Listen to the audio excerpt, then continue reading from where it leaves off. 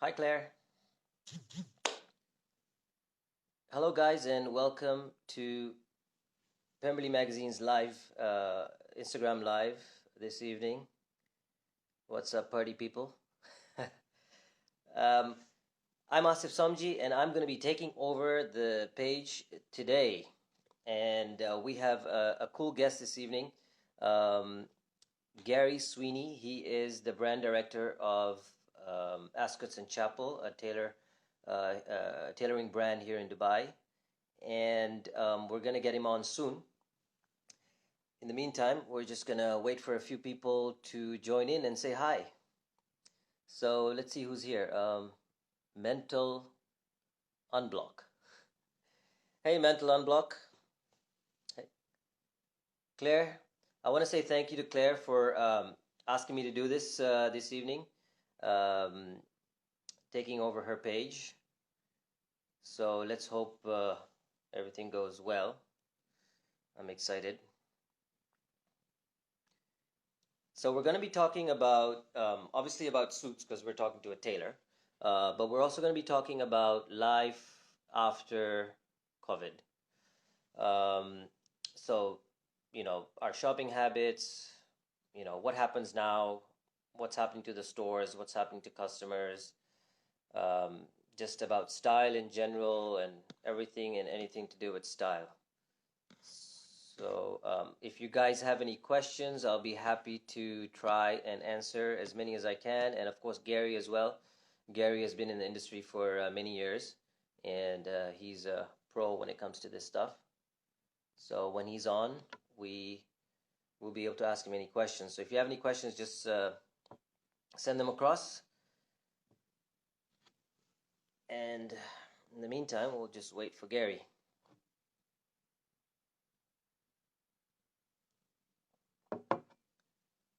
Basically, Ray. Love your style. Thank you. Basically, Ray. I made an effort. It's been so many days at home. By the way, we're for those of you who don't know, I am doing this live from Dubai, and Gary also lives in Dubai. We have been home since I've been home since March 18th. Barely left the house. I haven't had any need to put on any nice clothes. So the only time I get to do that now is when I do a live on Instagram. And luckily, tonight I got to dress up. I think Gary is going to be joining. So Gary's going to be joining from the Ascot and Chapel page. So let's hope this works. Oh, there he is. Hello, how are you? Good. Can you hear me okay? I can. Can you hear me? Yes, perfectly. Excellent. Great stuff. How are you? I hope I'm good. I'm good. Ramadan Kareem to you. Likewise, Ramadan Kareem. How's Ramadan going for you? So far, so good. I'm not fasting, but obviously, having being living in the UAE for quite some time now, I'm well aware of the traditions and the customs, and obviously we appreciate them, and we kind of embrace it every year, even more Yeah. so, And with having small children as well, we try and get them involved to understand that the culture that they're in, and their Yeah. surroundings. So it's good. It's going well. I think this year is slightly different. I think we'll all agree, but not Yes. anyway less special, I suppose. Yeah. I mean, for me, it's Ramadan is quite a yearly normal thing, Yeah. and but it's quite an interesting time of the year, and then with the whole pandemic thing happening, it makes it even more interesting Yeah. because we can't do the normal things that we would do, which is For sure, go but and I visit. think you know what? Okay, so iftars can't happen the way we would be used to them happening, and suhoors can't happen. But maybe that gives people even more time to reflect and value the things that are close to them and the people that are close to them. So I think Yeah. you have to look at the bright side of things, given the current circumstances in every respect. So, while certain things can't happen, there are many other things that we still can do at home with our family, with well, maybe not so much with our friends, but even with Yeah. ourselves. Well, it looks like at least we're making it happen. I mean, we're making everything happen. We're making schools happen. We're making work happen, I think. Mm. And slowly but surely, I guess we're trying to make do with what we have. Um, how's work? Good. Well, we've just gone back over the last 2 weeks, and it's been interesting. It's a strange time. A lot has happened over the last few weeks, but it's been good to be back. I mean, the malls have obviously reopened. We've reopened the boutiques. We've taken all the necessary precautions and procedures. Um, Yeah. and it's good to be back. The team are glad to be back. I'm glad to be back. And I think our customers are glad to be back too. Okay. Okay. So So, just so that the viewers are aware, you have, when I looked the last time on your website, you have 8 stores worldwide. well, we have 7 now. So we have 6 in the Okay. UAE and we have 1 in London. We had a store a while ago in Doha, but that store is not trading anymore. So yeah, we've got 6 right now here in the UAE. Okay. And I think they're in Dubai, Marina Mall, Marina, DIFC. Palm Jumeirah, Motor City, DIFC, of course, which you're familiar with probably, Yeah. and the Galleria in Al Maraya Island in Abu Dhabi, and we Okay. have Al Raha Mall. So yeah, we're well covered in the UAE for sure. And they're all open now? Yes, well, with the exception of Al Raha Mall, because obviously in Abu Dhabi the restrictions have been a little bit tighter, and they're Oh, being phased at different stages. So the Galleria Mall has opened, but Abu Dhabi Mall has yet, or sorry, Al Raha Mall has yet to open. okay. Okay. So yeah, but hopefully we're hoping very soon. We're hoping that we can open all stores very soon. But all the Dubai stores are open, and the main store in Abu Dhabi is open. So that's good. But I mean, it's good that things are starting to open now here in Dubai, but obviously the rest of the world is still in lockdown. Well, a lot of the world is in lockdown. Um, the pandemic has brought a lot of change, okay? And people are working from home. A lot of people still working from home when Mm. they can. There's no events, there's no weddings. Yeah. Everything is pretty much postponed.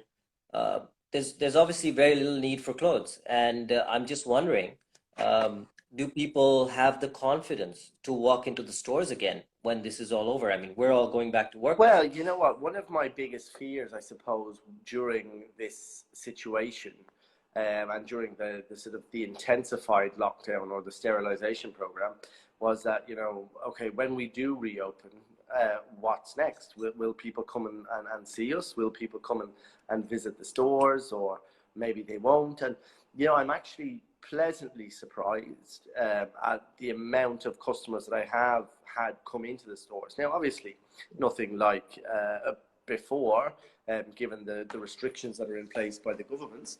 But I'm actually surprised to see some very familiar faces come back in, and even if they're working from home or they're back in the office, maybe they've done a clear out during the lockdown stage of their wardrobe, and they need to buy some new pieces or invest in some new um, suits. We're seeing people come back in, which is great.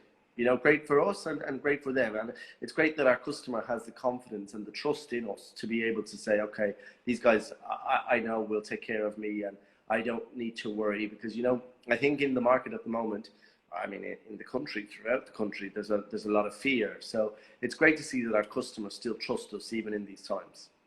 Yeah, yeah, yeah, of course. Well, these are the times when you need only the people you trust if you're going to go into their stores, Yeah, right? That they're of course. taking Yeah. the necessary measures. But I wonder sometimes. I mean, obviously you haven't opened for maybe a month and a half, 2 months, and so you have all this excess stock, I'm assuming. Hmm. But Well, being a tailor, and in the business that we're in, I don't think that we have excess stock as such. I mean, we have, we work with mills all around the world, and we have swatch books, which change from season to season.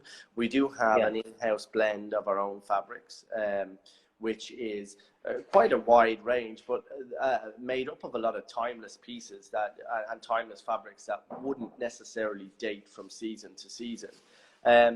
Plus, when a customer or when a client comes to visit me, I don't like to try and sell something that, oh, this is of the season and you have to take this, and or that sold last season. Because when you buy into bespoke, you're buying into your story, and you're buying into something that you've designed and you've created, and it's for you. So I don't think we have the issue of, that maybe what the fast fashion retailers will have. I mean, I often have sat wondering about the likes of Zara and H&M and some of these bigger brands that have maybe bought into several trends for spring summer 20, and now may not be able to sell them, or may have to heavily discount and take a huge hit financially because they can't sell that product. And then that obviously then has a knock-on effect for their future seasons as well, because they don't know how to plan or budget or to buy for the coming seasons. Sorry, I'm just trying to get a stand here for my my phone. Yeah, no worries. Let me see if I can get something. Yes, no worries. Help me. So yeah, I think that's the interesting thing about us, is that we don't necessarily have as many seasonal. There, that's better. I can sit now better. We don't have as many seasonal products or things that we need to clear by the end of a season. So yeah, it's slightly different, I think, when it comes to bespoke tailoring. With the mills that were closed for the last 2 months, do you think it's going to be difficult to get in new stuff? Well, interestingly enough, yes, they had closed, and during the lockdown period, there had been some delays. I mean, of course, there had been, but now it seems like shipping goods is not an issue. So I mean, passenger travel seems to be an issue, but shipping goods and cargo is okay. So we've been pretty okay on that. So we've been fortunate enough in many regards in terms of getting what our customers want when they want it. If it's a fabric that they need, if it's an order that they need delivered to their home, we're lucky that we have the infrastructure to be able to do that. And I know that a lot of small businesses now will suffer with, and that's one of the big challenges. And sort of the repercussions of COVID-19 is that a lot of businesses will find challenges on how to adapt and how to deliver the level of service to their clients, given these strange sort of times. I think that we're very lucky in that we've had the resources already in place, be it a visiting tailor service that we've worked on with Mini Middle East, be it the team at hand in the stores, the back office team, the design team, the procurement team. So all of these resources that we've had, in our organization have all still been present and working away, whether it's remotely or prior to lockdown in the stores, or trying to see how we can adapt. I think it's important for businesses that are in an industry like retail or in fashion that they're able to adapt, because irrespective of a pandemic, the landscape is ever changing anyway. So you need to try and always be one step ahead of the curve. That's just my take on it anyway. Yeah. Like one of the effects of staying at home has brought a realization of how little we actually need. Maybe less is more is the new way that we will shop. I don't know. Do you think we're gonna see a change in the way people buy? Well, yeah, 100%. I think even my wife has been hounding me while I've been at home. Gary, throw out 100 of those T-shirts that you don't wear and things like that. So, and I have done that. And I think that what people will start doing is, and it's something that I've been talking about for years, is building a capsule wardrobe of pieces that work for you. So you go to work every day and you're buying, 3 or four different suits. They need to be versatile, that they can create maybe 12 different sort of suits. Yeah. And I think getting your clothes to work for you and being more versatile. And you know what, even if it is spending that little bit extra and investing more into quality sort of pieces rather than, you know, throwaway items that you'll wear a couple of times or that will date very quickly. I think that's where we'll see more of a trend. Also, I think that, you know, post COVID-19, we'll see, you know, people working in different ways, and people will adapt. However, I still think that the core of our business will be okay because people still need to look well and represent themselves to be the best version of themselves. So I think while it will change, I don't think it will die out. Okay. Yeah. I And hope that answers the question. yeah. Kind of. Yeah, no, you did. You did. I think that, you know, a lot of things will change. I mean, this changed with me, like and my change has been sort of in the last year or so. I've been thinking to buy more quality rather than fast fashion and have it with me for longer. So more classic pieces, but less rather than having a full wardrobe full of different things, and rather have less and, you know, more Yeah. classic stuff that I can wear for years. And I think this situation has sort of enhanced that belief, you know, that I really don't need that much. So I think that a lot of people have taken the time at home and to sort of reflect in more than just their wardrobes, but I mean across every Yeah, aspect of their life, you know, yeah, family, every aspect.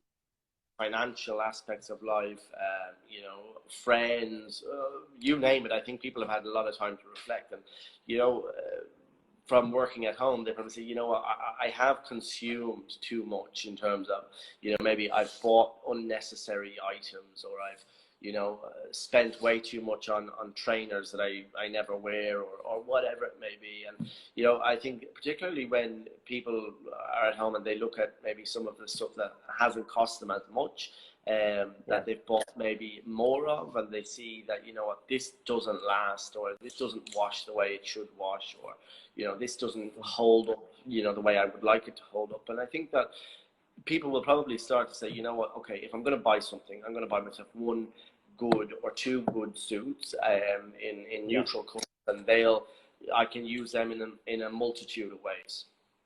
Yeah. Yeah. No, I agree. And I think we'll see that a lot more now. Um, but sticking to business, you know, online business has really saved a lot of the brands. You know, at least maybe they haven't sold that much, but at least it's given them a chance to sort of stay in touch with their customers. And, you know, it's been great for a lot of the online companies here.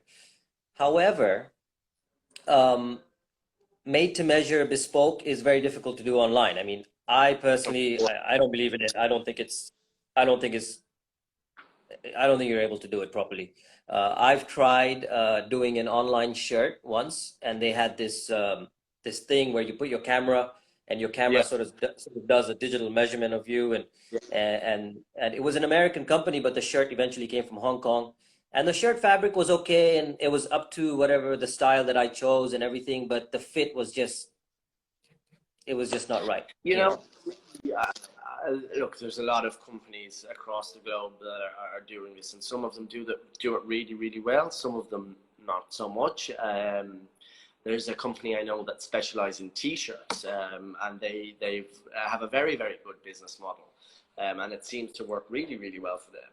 However, for me, I think, you know, there's a whole experience, and there's a whole customer, there's a whole journey Yeah. that you take when you go into a tailor, and you meet the guy who you've built a reputation or a relationship with, and a rapport.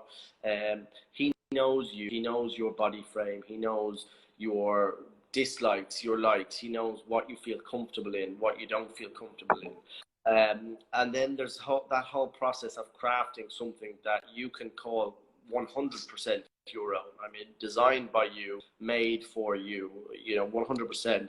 It's for you. It's not a mass-produced item. It's not something that was formed from an algorithm, from a bot somewhere in Shanghai or in wherever, and then shipped to you 10 days later. So I think, you know what, don't get me wrong, there may be a place for that, but for me, that customer experience and that journey that you go on when you buy into Bespoke counts for so much more than, online entering your details or submitting your sizes or your frame or a picture of yourself and hoping for the best. It's not something I believe I would try, and I don't believe that Ascots and Chapels, given its kind of DNA and heritage, would ever go down that road, because we believe that tradition is key, and doing things the right way, even if it's the older way, is the best way. Okay. And I think what a lot of our clients would say the same. Even for online shopping, for me, I've ordered in the past from online stores, not necessarily for tailoring, but even for casual wear or for sportswear. And what you see on the picture versus what arrives in reality, 70% of the time are two different things.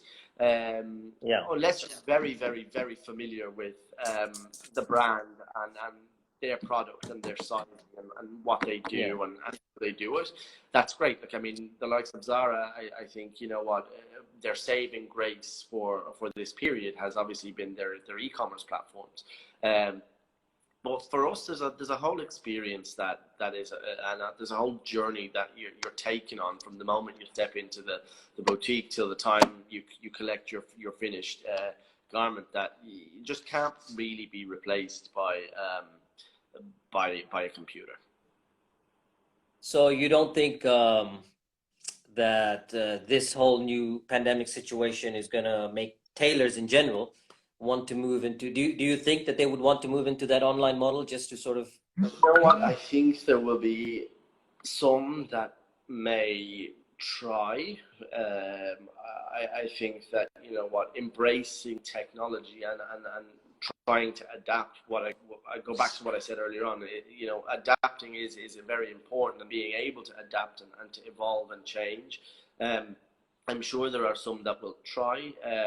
But for us, we really, really focus on spending time with our client and our customer, and spending time with them through design consultation and fitting to second fitting to delivery and collection and even aftercare. And that's something that human interaction cannot be replaced by online shopping. So I think that there may be a niche for both of them. Who knows? There may be a younger generation that want to buy, a maybe slightly more affordable, tailored suit. But I think that there'll always be a place for well cut, well crafted garments that you can only get from your favorite tailor. Okay. All right. Makes sense. I wanna go into a little bit of the styling and menswear, and how men deal with style. Obviously, we know an outfit can change people's life, or a change in wardrobe can change people's lives, their confidence. As a personal shopper, I've seen it firsthand. A lot of people think it's just shopping, but I've seen people change their whole outlook towards life in fitting rooms, but people themselves have to be ready for that change. You must see a lot of that as well. What would you say are some of the toughest things you can get men or rather, what are the toughest things that men are really not really willing to change? Well, for me, I always say to any client that comes in the store, and he might come with his wife or his partner, and they might want him to change his look, or to change what he's wearing, or to wear something that is completely different to what he's always worn. They want him to spruce himself up. everybody should feel comfortable in what they're wearing. And I think number one, once you feel comfortable, you will start to look good anyway. Because if you feel comfortable, you'll feel more confident. If you don't feel comfortable in something, then you're never going to have that same level of confidence that somebody who does feel comfortable in their clothes will have. So while we always offer style advice in terms of what fits you, what colors look good based on your skin tone, what sort of patterns you should avoid given your frame or your body shape. If you are very tall, to try and avoid thin pinstripes because they just kind of elongate the frame.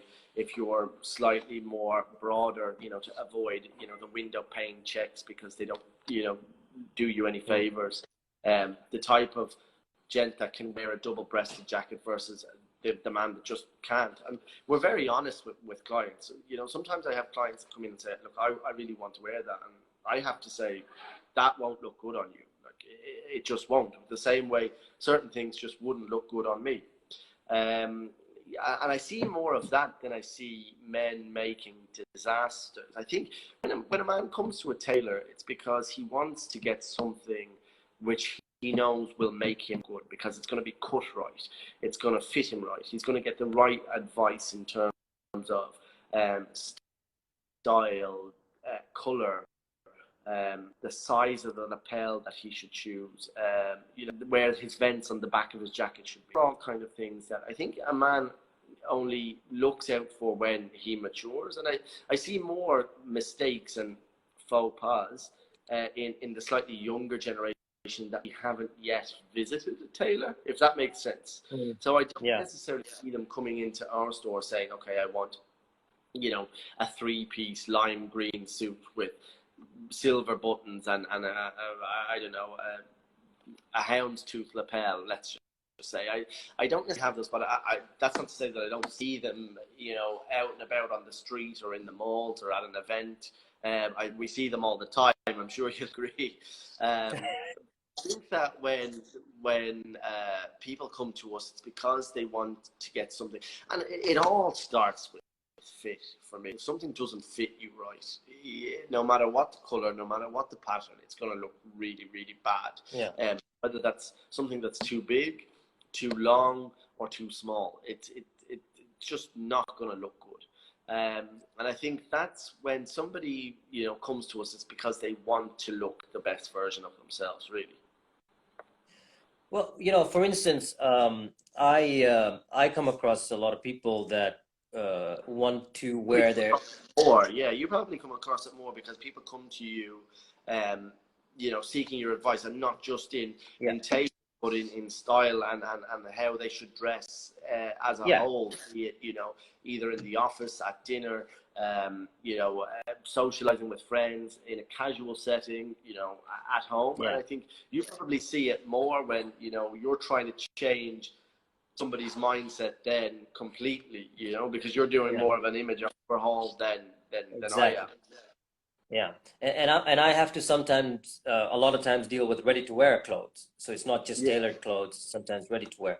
And one of the things that I find guys really insist on, and it's really hard for me to change that, is that they want to wear low-rise trousers. Very low trousers, or very loose jackets. It's either very loose or very tight. And those are the things.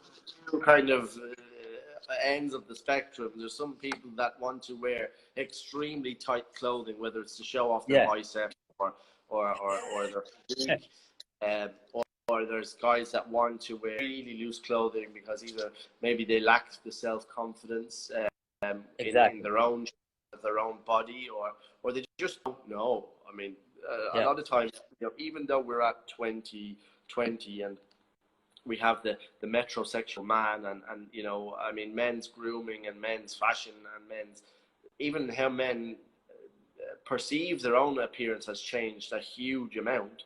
There's still a lot of men that don't know, that genuinely just don't know. And I'm not saying that I haven't had clients come in to me and say, I don't know what I should get. And, I'm getting married and I need to look the best version of myself how can you help? And we'll always try and advise based on an individual customer or an individual client. We'll never mandate and say, okay, this is the trend of the season, or this is what you should be wearing. It's how can I make Asif look the best version of himself, or how can I make Tom look, the best version of himself, or Mazen, or whoever, you know. Yeah, yeah, yeah. Yeah, and these are, and sometimes you have men that are so used to wearing certain things a certain way, it's really difficult to. So I would say for me, one of the hardest things I find is the trousers. The jackets is the jackets are easier for me, but for the trousers, for men to wear a trouser at a certain waistline, Yeah, and the certain length. And I'm not saying that you should wear your trousers short, but most men come in wearing trousers that are so long they bunch up at the bottom. And these are some of the things that men are really conscious about. They just don't want to change. for sure, for sure. I've seen that many times as well. And you know what? The more we speak about it, the more I can think of scenarios where I've had clients say, "Oh, the trousers are a little bit short," and I said, "No, there's just the perfect break there in your trousers, which is all you need." Exactly, exactly. And they say, no, no, no, no, no, they need to be longer. And I think, oh God. But you know what? Look, at the end of the day, for me, I suppose they come to you for your advice. They come to me for my advice, but more so a product. And my idea is that, okay, while I should try and always steer people in the right direction, at the end of the day, if somebody is comfortable wearing those trousers and that makes him feel the best version of himself, and he can go and be more confident, then you know what, that's fine. We know that that's not necessarily the correct way to wear it, but Yeah, sometimes guys are easier to change and to adapt, and they're more willing, and they say, you know what, okay, I never thought about that, you're right. Or they'll yeah, say, my wife has been saying this to me, or they'll say, you know what, my friends were joking with me the last day about this, and I want to yeah, change, or I want to get yeah, a slightly shorter leg. And sometimes they just don't even notice at all, and you pointed out, I never even noticed that before. So yeah, you know, yeah. there's lots of different scenarios. But now, funny that you say about the trousers. Yes, I have noticed that. Yeah, it's one of my biggest headaches, I have Pet to say. peeves, Yeah, pet peeves. for sure, for Um, sure. For you, I mean, do you have? I mean, what has been your biggest sort of challenge other than the trousers? Is what else have you faced in the past that you've kind of thought, oh God, this is a nightmare. I'm never going to change this person to understand that. Okay, you need to wear something like this instead of. so let's see. Apart from trousers, I would say jacket lengths. A lot, like you said, a lot of the younger guys, because they've been shopping probably at one of the fast fashion stores, they'll end up with wanting a jacket that's too short. You know, um, that's not how you wear a jacket, and Yeah, that's another thing that's been an issue. Lapel sizes, there's a lot of misconception. Like I'm a very skinny guy, but I'm wearing like 4.5 inch lapels or something. You know, it's sometimes it's just how you pull it yeah. off rather than putting people into boxes. Um, Things for style and what's in vogue at the time. Of course you can, yeah, as long as you don't fall fashion victim to it and everything is going on. I always think to keep it simple, and sometimes less is more.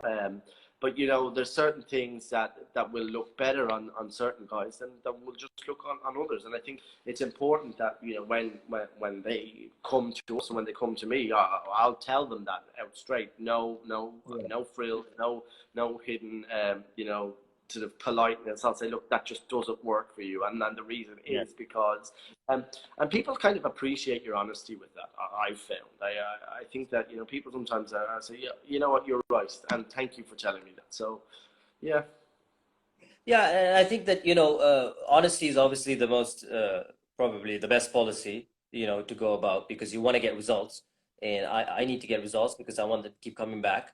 So at the same time, clients can be quite sensitive sometimes. So you have to sort of there's a way to do it in this sort of middle ground sometimes. right.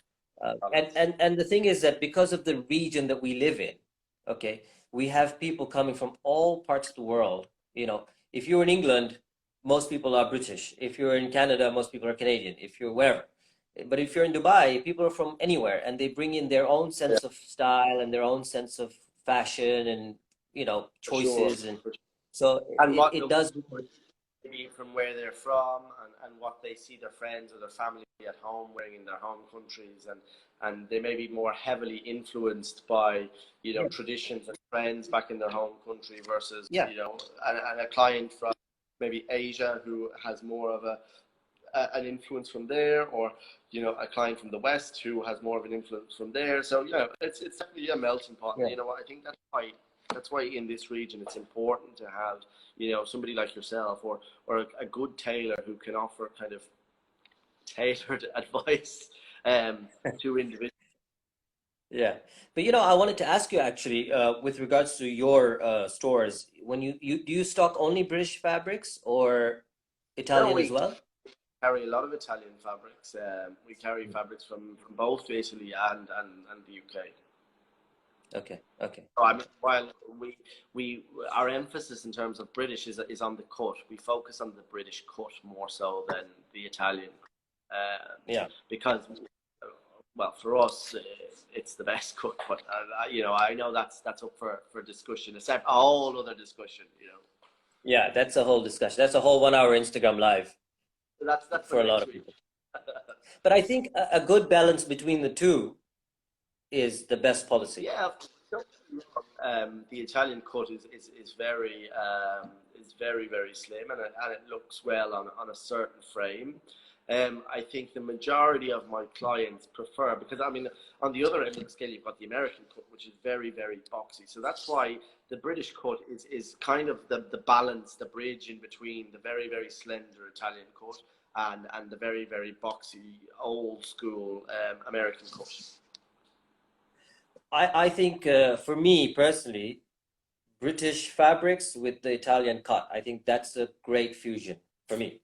Think, yeah, well, I mean, with your frame, I think that would look well on you, Yeah, and it would suit you. There's a certain frames that the Italian cut just doesn't lend much favors to, if I can say that as diplomatically yeah. as possible. But that's human nature, and people come in all kinds of body shapes and sizes. I mean, I think the first thing I noticed when I had my first tailored shirt was, and everybody has their own oddities, Not nobody is 100% perfect. So for me, I'm quite long-bodied, and my arms are very long. And when I used to buy off the rack, I used to buy a medium, and I would feel like it was too short on my arms or too short on my torso. So I would upsize and I would buy a large, but instead of it getting longer, it would naturally just get wider. Why? And that found the biggest kind of difference with bespoke, in that, particularly with shirts, you can have a well crafted shirt for, pretty much the same price as off the rack. And it can fit you perfectly like a glove. So I mean, Yeah, I think from that side of things, people still require a lot of education, because I have a lot of friends and I know a lot of people who say, oh, you know what, I just go into X, Y, and Z and pick it up off the rack, and it's perfect for work. But you really notice the difference when you have a bespoke shirt. yeah, yeah. I wanna talk a little bit about money. So obviously, custom made suits or made to measure suits or bespoke fabrics, depending on the kind of suit it is. Um, but when it comes to sort of ready to wear uh, clothes, you'd often think that made to measure would be slightly more expensive, bespoke would be slightly more expensive. Uh, but I've always wondered, there's certain brands out there, and they sell suits, but their suits could go up to 20,000 dirhams sometimes, 25,000 dirhams sometimes. And what And makes these probably brands so in expensive? certain, you know, with it's like everything. With certain products, you could get the same product for 300 dirhams, and you can get another product that does it maybe slightly better or the same. Sometimes, in some cases, worse for 30,000 dirhams. Um, with any brand and with any business, you buy into a story and you buy into, the A aspiration. I brand. think it Yeah. goes to high-end luxury stores. They buy into the aspiration. And I mean, this is what, I noticed last week in your conversation with Mazen, and you guys were speaking about fragrance, and you were talking about Yeah. fragrance as an entry point into brands. This is where people buy into accessible luxury because they want to buy into that brand. And as they maybe go up food chain themselves in terms of their own financial status or their own, um, wealth, or their own position in life, then they want to buy into, or they've bought into a certain brand for a certain period of time in their life.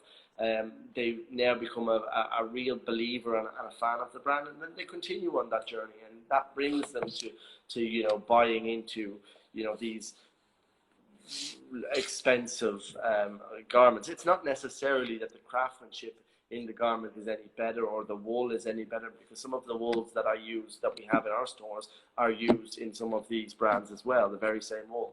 Um, but people buy into a story. So we're just buying the brand. We're just buying the name. Well, I think that there's so there are some differences for sure, but I do believe that 9 times out of 10, I don't like to think you're buying into the brand, but you're buying into a story. I mean, every brand has a story, and some brands have stories that go on for hundreds of years, and there's a status attached to that story, and there's a certain prestige attached to that story, and that's why people aspire to buy into those brands, and that's why they Yeah. start with entry point fragrances or candles. I mean, a lot of the luxury brands over the last 18 months have dipped into homewares and candles as an accessible point of entry into their brand. And that's why people buy into that. And then when they can grow with that brand themselves, they naturally do. I mean, myself, I've had customers and clients that have bought with me and shopped with me for many years that maybe started buying accessories and one or two shirts that now buy our most expensive Italian fabric, and they buy with us because again, it's about experience. It's about the journey that they've had. It's about the story that they've told, the memories that they've made in the store, the connection that they feel with the brand. Um, of course, there's obviously attention to detail in a well-cut suit. There's a certain level of craftsmanship and man hours that goes into making a garment, and people appreciate that. They appreciate quality. So I think that's why people will buy into those brands. It's not necessarily because this will fly you to Mars, or can do something extreme special, but people feel an allegiance or an affection towards those brands. That's certainly my take on it. Yeah, yeah. I guess it's also an experience and a story behind the brand that, or maybe a dream to once own a brand, own a certain brand. You Of course, it's aspirational. It's like having a car or a beautiful watch. People aspire to Yeah. have these. Um, I wanted we talked about this a little bit about customization and the customer becoming the designer. Yeah. And I'm sure that's a great thing for a customer to have the liberty or to have the luxury of designing his own suit, for example. Um, but there must be some disasters. Like there Yeah. must be some crazy things you must have seen. Uh, can you tell us some of the crazy things you've seen? You know, I haven't so much crazy in terms of design. I've had one or two clients that maybe were preparing for, a fancy dress or Okay. a themed night out or an event or something like that, and they've almost wanted to create like a costume. Um, Hmm. we've had someone request in terms of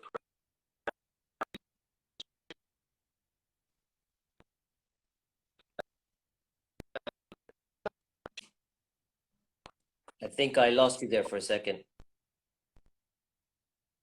Can you hear me? You're breaking out.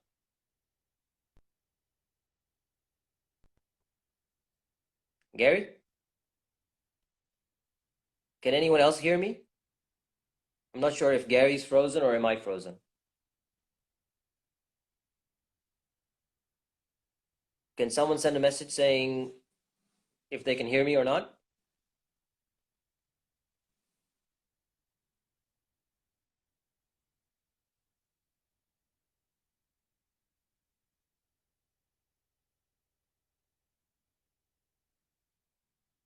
We hear you. Okay, you hear me. Can you hear Gary? Because I've lost him. Okay. I can't hear Gary. He's frozen on my screen. Gary, if you can hear me, you're frozen on my screen. Okay. Thanks, Craig. Gary's gone. Gary's gone. Yeah, I think Gary's frozen. All right. Thanks, Karen. Thanks, Claire.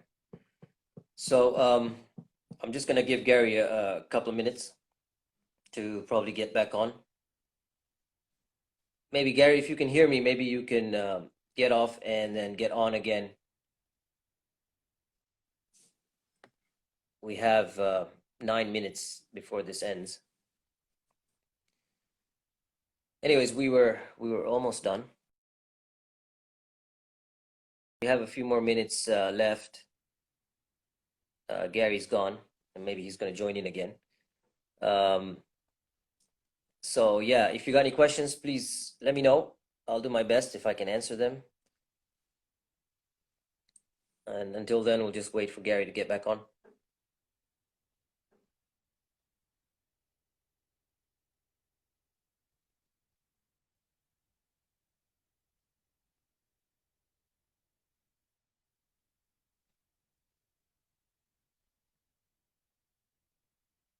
So for all the viewers that are still watching, who are you presently wearing? Funny you ask. My hat is from Borsellino. Yeah, Karan, Borsellino, you got that right. The jacket is Suit Supply, actually. It's my favorite jacket. It's a double breast jacket made from Cheruti wool.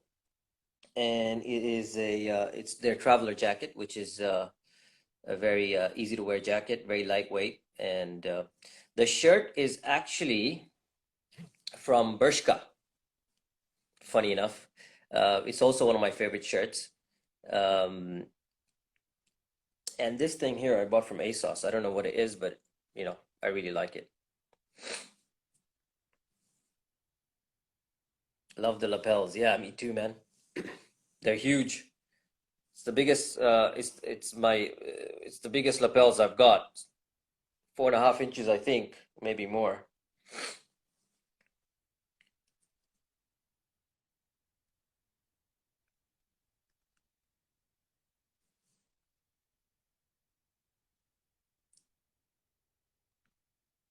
Okay, I'm not sure if Claire, can you check with Gary if he's coming on? Gary says he can't connect. Okay, well, we covered most of it, so I think we'll end it here. Hey, okay, no, he is coming on. Hold on. We'll try and get him on quickly.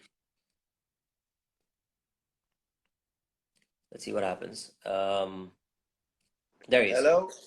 Yeah, you're back? Hi guys. Sorry about that. I don't know what happened there. My signal seemed to drop off. No worries. But I'm back. I think I'm back just in time to say goodbye. Is it? Yes, yes. Where usually there's a 1 hour limit, and we have 6 minutes left. I still had one question for you, so maybe we should just quickly Okay. get into that. Fire away. You guys have a home service that Yes. it seems like you've partnered with Mini. I'm not sure if it was a partnership with Mini Yes, or that's you right. just We've used. done last year we launched a collaboration with Mini Middle East, which is sort of the epitome of two British brands that are steeped in heritage, that kind of celebrate the urban gentleman.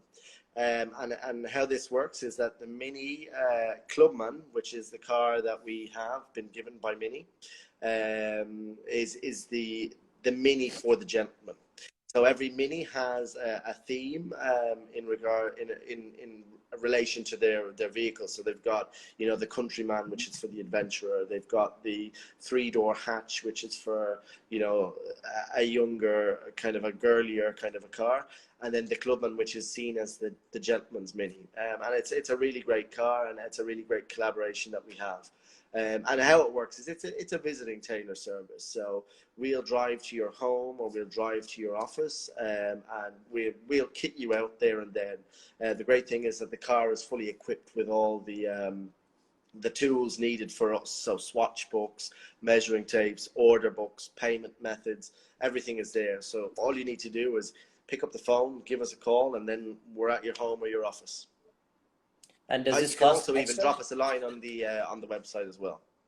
Does it cost extra? No, it's at the moment, no, it doesn't. So it's Okay, and completely free. You do can you see call us people up, using give us a shout. this? Sorry, do you see people using this more now with the whole situation? Well, obviously, we've had limits in terms of what we could do over the last few weeks, but I do believe that now things will pick up. I still think that, you know what, with the restrictions on the malls and going to the malls and the whole ordeal required in terms of getting to a mall, people kind of, you know, say, you know what, I'm going to stay at home, and our aim is to obviously still be able to look after our clients. If they can't come to us. So, you know, we're still taking all the precautions necessary in terms of, you know, health and safety and sanitization, and, you know, the team, including myself, have all been checked and temperature checked regularly, and the stores are sanitized, the car is sanitized. So all of that is being taken care of, and yeah, well, I expect to see a big demand for it in the next couple of weeks.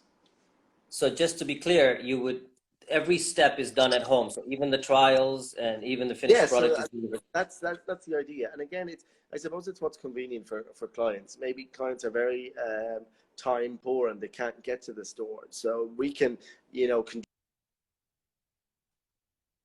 Oh, okay. the design consultation at home, the trials at home, and we can even then deliver the finished product. So yeah, everything can be done at home or in your office, wherever you're comfortable. Okay, well, look, we're running out of time. I really want to thank you for taking the time out for doing this And on thank you behalf for of Claire having me. and Pemberley. Thank you, and to all the guys at Pemberley for having me on. Yeah, it's a real pleasure. It's nice to chat to somebody who's been in the industry for so long, and you know, you can give us the right advice. Um, we will see you soon, I hope. I don't know when I'm leaving the house again, but Hopefully, yeah. If not, or else we'll see you on Zoom or IG Live very soon. yes. And Claire, thank you very much for giving me this opportunity, for taking over your live, and I hope to see you soon as well here in Dubai when the flights open finally. And until Excellent. then, Take catch you care. later. Cheers, Ciao. Asif. Take care. Bye bye. See you, man. Take care. All right, guys. Thank you very much for tuning in, and I'm sure we'll be doing a few more of these if Claire lets me. And we'll see you guys soon.